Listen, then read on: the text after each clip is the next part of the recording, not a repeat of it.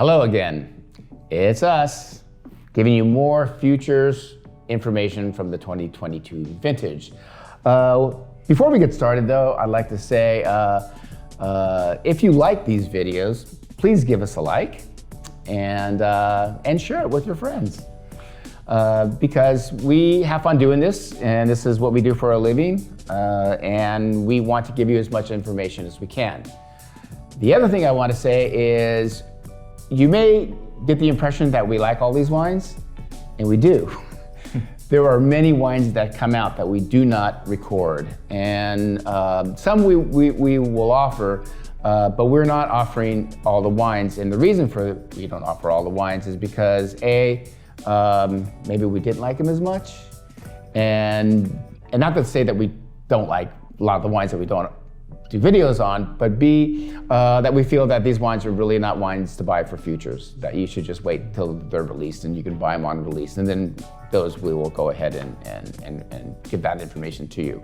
Because there's been some great wines like Puignerot and La Prade and stuff like that that have been fantastic wines, but we usually can buy them when they're released. So that's why we don't offer them as futures. And most of the negotiants that watch this, that's why. So without further ado, here we go.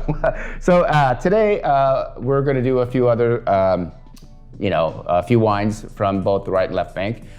Starting out with the Vino Nobis Quoc wines, managed by our dear friend Jean-Christophe Merot.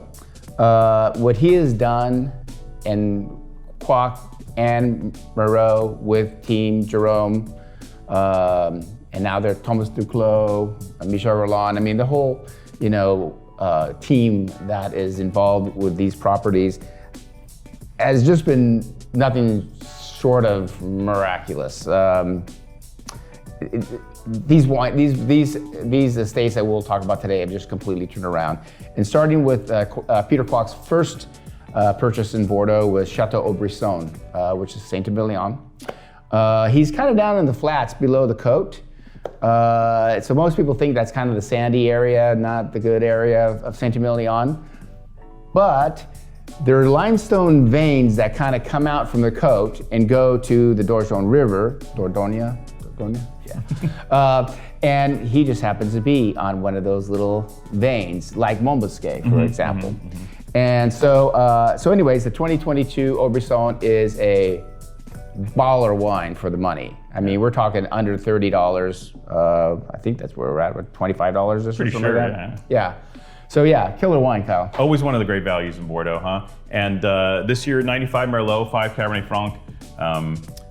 And what you get from the wine, getting back to being on the flats, being on the flats back in the cold days was a bad thing. Now it's a much better thing because of climate change and everything. So you have fruit ripening beautifully, and with that limestone vein, you can kind of, it's like a mini version of the Côte. Yeah. You know what I mean? Yeah, the volume turned down a little bit. Yeah. This isn't going to have the amplitude of an ozone or something like that. But what it does have is it mimics, to me, those Côte wines, albeit like in a junior version, a more easily drinkable version, right, and a more early accessible version, and I really thought that was the main charm of Haut Brisson. And we had at the dinner we had 2009 Haut Brisson, that reserve wine that they made, and that wine was drinking great, magnificent, and the Haut Brissons now are substantially better than the Haut Brisson wines from when Peter first started. So I think it's a scenario where it's I don't know if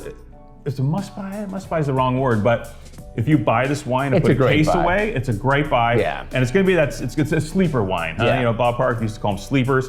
This is a sleeper wine of the vintage, a wine you put in your cellar for 10, 15 years. You pull it out and you can be like giving yourself knuckles. You're like, man, what'd I pay for this? Like $28. Well, you remember we found some older Haut Brisson that we had in the warehouse, and the wine just ages like a Dickens. Drank the hell out of it. Yes.